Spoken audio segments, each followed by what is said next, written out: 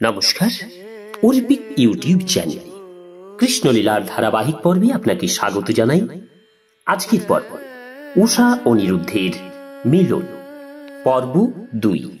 চ্যানেলে যারা নতুন তাদের অনুরোধ জানাবো চ্যানেলটি সাবস্ক্রাইব করে শ্রী কৃষ্ণলীলার ধারাবাহিক পর্বগুলো শ্রবণ করুন। আসুন আজকের পর্ব শুরু করি। উষা এবং অনিরুদ্ধের মিলন, পর্ব 2। উষা চিত্রলেখার নিকট স্বপ্নে যে রাজকুমারকে দেখেছি তার বিশদ বিবরণ এবং পুঙ্খানুপুঙ্খ বিবরণ চিত্রলেখাকে শোনালে। এই উষার কথা শুনে চিত্রলেখা তখনই বলল, তোমার দুঃখ আমি বুঝতে পারছি। আমি তোমাকে প্রতিশ্রুতি দিচ্ছি যে রাজকুমার তোমার মন হরণ করেছে, ত্রিজগতের মধ্যে উচ্চ মধ্য বা নিম্নলোকের যেখানেই সে থাক না কেন, তোমার সন্তুষ্টির জন্য আমি তাকে খুঁজে বের করবই। তোমার স্বপ্ন থেকে তুমি তার সঠিক বর্ণনা আমাকে দাও, আমি তোমার মনে শান্তি এনে দেব।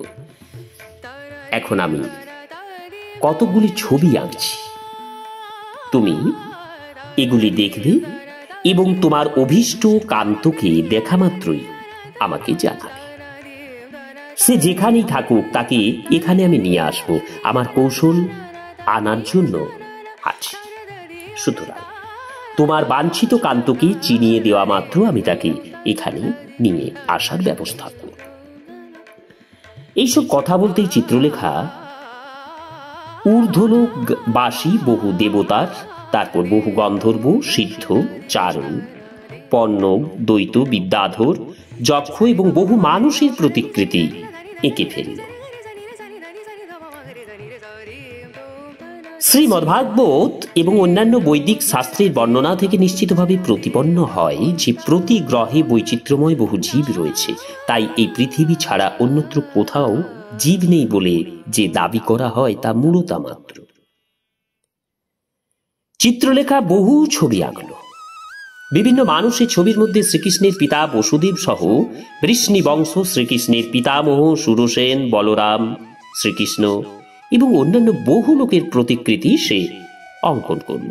প্রদ্যুম্নের চিত্র দেখে উষা একটু লজ্জিত হল, কিন্তু অনিরুদ্ধের চিত্র দেখে এতই লজ্জিত হলো যে তার বাঞ্ছিত কান্তকে দর্শন করে সে মাথা নিচু করে মৃদু মৃদু হাসতে লাগল। উষা তার মন হরণকারী রাজকুমার বলে সেই চিত্রটিকে চিত্রলেখার নিকট শনাক্ত করল। চিত্রলেখা ছিল এক বিশিষ্ট অতীন্দ্রিয় শক্তিময়ী যোগিনী। সে এবং উষা উভয়ই তাকে কখনো না কখনো দেখলেও, তার নামের সঙ্গেও কখনো পরিচিত না হলেও, চিত্রের মাধ্যমে উষার কাছ থেকে তার পরিচয় লাভ করে যোগিনী চিত্রলেখা উচিতই উপলব্ধি করল যে চিত্রটি হচ্ছে শ্রীকৃষ্ণের পৌত্র অনিরুদ্ধের। সেই রাত্রেই যোগিনী চিত্রলেখা আকাশপথে অতি অল্পকালের মধ্যেই শ্রীকৃষ্ণের সুরক্ষিত দ্বারকাপুরীতে পৌঁছল। প্রাসাদের শয়নকক্ষে প্রবেশ করে সে ঘুমন্ত অনিরুদ্ধকে এক বিলাসবহুল শয্যায় শায়িত দেখল। উষার আকাঙ্ক্ষিত কান্তকে দেখবার জন্য যোগ বলে ঘুমন্ত অনিরুদ্ধকে অচিরেই চিত্রলেখা শোণিতপুরে নিয়ে এলো। তখন আনন্দে উৎফুল্ল উষা পরম সুখে অনিরুদ্ধের সান্নিধ্য উপভোগ করতে লাগল। উষা এবং চিত্রলেখা যেখানে বাস করত সেই প্রাসাদ এমনভাবে সুরক্ষিত ছিল যে সেই অন্তপুরে অভ্যন্তর নিরীক্ষণ করা বা সেখানে প্রবেশ করা কোনো পুরুষের পক্ষেই সম্ভব ছিল না।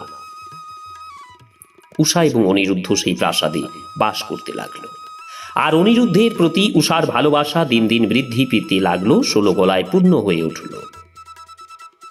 বহুমূল্য বস্ত্র, ফুল, মালা, সুগন্ধি, ধূপ দ্বারা উষা অনিরুদ্ধকে তুষ্ট করল। অনিরুদ্ধের শয্যার পাশে আসনে দুধ, শরবত আদি পানীয়, ভোজনীয়, উপাদেয় নানা খাদ্যদ্রব্য ছিল। তাছাড়া মধুর কথা এবং পরিচর্যা দ্বারা উষা অনিরুদ্ধকে পরমেশ্বর ভগবানের মতো সেবা করে তাকে সন্তুষ্ট করেছিলেন। উষার এই রকম সেবা অনিরুদ্ধ অন্যান্য সবকিছু ভুলে গিয়েছিল। এইভাবে উষা অনিরুদ্ধের মন আকর্ষণ করেছিল, আর তার অনন্য প্রীতি ভালোবাসাপূর্ণ পরিবেশে সে তার নিজের কথা ভুলেই গিয়েছিল, এবং কতদিন ধরে সে নিজ গৃহে থেকে বা বহু দূরে দেশে রয়েছে সে কথা তা স্মরণ করতেই পারছিল না। যথাসময়ে উষার পুরুষ বন্ধুর সাথে সঙ্গ করার দৈহিক লক্ষণ প্রকাশিত হল। এই লক্ষণগুলি এতই স্পষ্ট ছিল যে তা কারো কাছেই আর লুকিয়ে রাখা গেল না। অনিরুদ্ধের সান্নিধ্যে উষা সব সময় খুব প্রফুল্ল হয়ে থাকত। তখন তার তৃপ্তি সুখের সীমা ছিল না। কোনো পুরুষের সঙ্গে উষার অন্তরঙ্গ সম্বন্ধের বিষয় প্রাসাদের রক্ষীরা অতি সহজেই অনুমান করতে পেরেছিল।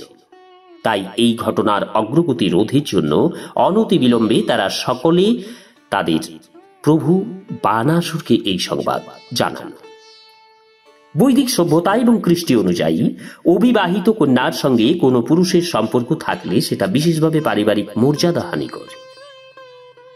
তাই প্রাসাদ রক্ষীরা সতর্কতার সঙ্গে প্রভুকে জানালো যে উষার মধ্যে এক গর্হিত সঙ্গলাভের লক্ষণ প্রকাশিত হচ্ছে। প্রাসাদ রক্ষীরা প্রভু বানাসুরকে আরো জানালো যে অন্তপুর রক্ষায় তারা আদৌ উদাসীনতা প্রদর্শন করেনি। রাত দিন তারা সজাগ ছিল যাতে কোনো যুবক ওই অন্তপুরে প্রবেশ করতে না পারে। তখন রক্ষীরা এতই সতর্ক ছিল যে কোনো পুরুষই অন্তপুরের অভ্যন্তরে কোনো কিছু দেখতেও পারত না। তাই উষার কলুষতায় তারা বিস্মিত। এই ঘটনার কোনো কারণ খুঁজে না পেয়ে তারা প্রভুর কাছে সমস্ত ঘটনাটি উপস্থাপন করেছিল। কন্যা উষা আর এখন সাধ্বী কুমারী নয় তা উপলব্ধি করে বানাসুর মর্মাহত হল। এই ঘটনার ফলে তার হৃদয় ভারাক্রান্ত হয়ে উঠল। তাই সে তার কাল বিলম্ব না করে উষা যে প্রাসাদে থাকত সেই দিকে ধাবিত হল। সেখানে এসে সে দেখল উষা আর অনিরুদ্ধ। উষা আর অনিরুদ্ধ একসাথে বসে আছে আর কথা বলছে। অনিরুদ্ধ স্বয়ং কামদেব প্রদ্যুম্নের পুত্র ছিল বলে উষা এবং অনিরুদ্ধ দুজনকে একসঙ্গে খুবই সুন্দর দেখাচ্ছিল। উষা এবং অনিরুদ্ধের এই মিলনকে মানানসই বিবেচনা করলেও পারিবারিক মর্যাদার কথা বিবেচনা করে বানাসুর এই দাম্পত্যকে আদৌ পছন্দ করল না। বানাসুর এই যুবকের প্রকৃত পরিচয় জানতে পারল না। অনিরুদ্ধের চেয়ে সুন্দর কাউকে এই ত্রিলোকে উষা যোগ্যতর স্বামীরূপে নির্বাচন করতে পারত না বুঝে বানাসুর মনে মনে তার পতি নির্বাচনের প্রশংসা করেছিল। উজ্জ্বল কৃষ্ণবর্ণ, কমললোচন, সুন্দর নীলাভ কেশদাম, অজানুলম্বিত বাহু, পীত বসন, ওষ্ঠে মধুর হাসি, কর্ণে জ্যোতির্ময় কুণ্ডল শোভিত অনিরুদ্ধ।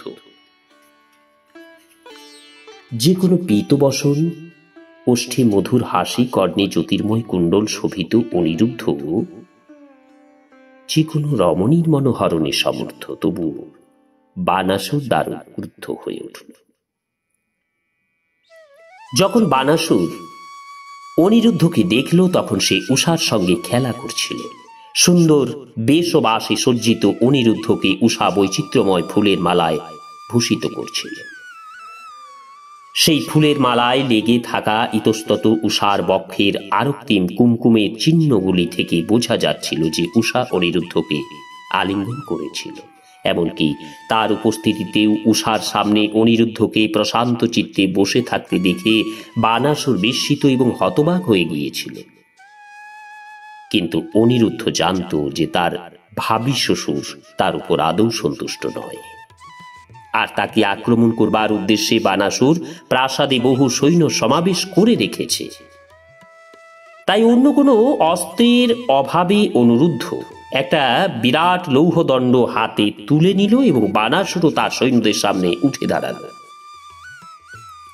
অনিরুদ্ধ শক্ত হয়ে এক জায়গায় দাঁড়িয়ে থেকে বুঝিয়ে দিল সে আক্রান্ত হলেই লোহার দণ্ডটির আঘাতে সমস্ত সৈন্যকে ধরাশায়ী করে দেবে।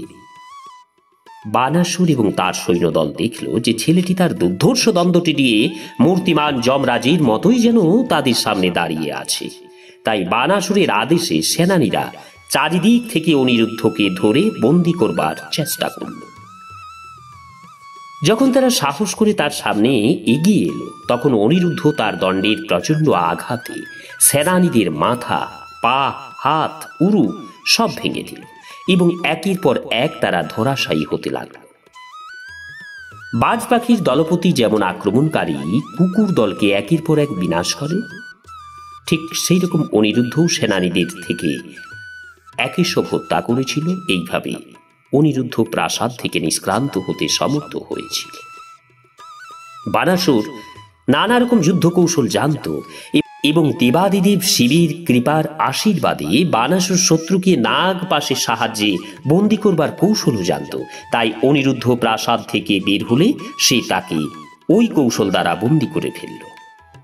অনিরুদ্ধকে পিতা বন্দী করেছে শুনে উষা দুঃখে এবং সুখে অভিভূত হয়ে কিং কর্তব্য বিমূঢ় হয়ে পড়ল। তখন তার দুচোখ বেয়ে অশ্রুধারা নেমে এলো। নিজেকে সংযত করতে না পেরে সে উচ্চস্বরে কাঁদতে লাগলো। নমস্কার, আজকের পর্ব এখানেই শেষ করছি। আসবো আগামী পর্ব নিয়ে। চ্যানেলে যারা নতুন তাদের অনুরোধ জানাবো চ্যানেলটি সাবস্ক্রাইব করে কৃষ্ণলীলার ধারাবাহিক পর্বগুলি শ্রবণ করুন। রাধে রাধে, হরে কৃষ্ণ।